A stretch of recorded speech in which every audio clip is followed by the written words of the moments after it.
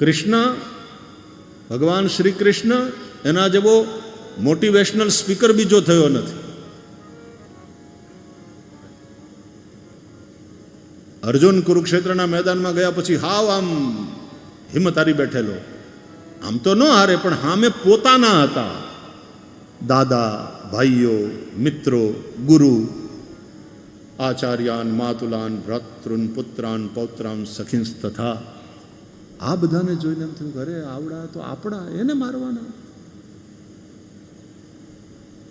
વિષાદ ઘેરી વળ્યો અર્જુનને. અને એ સમયે શ્રી કૃષ્ણે જે ગીતા ગાય, મોટિવેશનલ સ્પીકર છે કૃષ્ણ. કેવો મોટિવેટ કર્યો અર્જુનને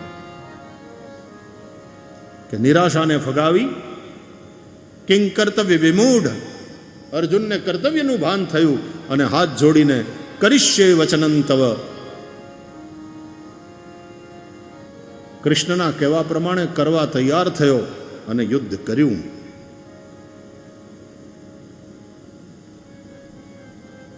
તો સંતુલન.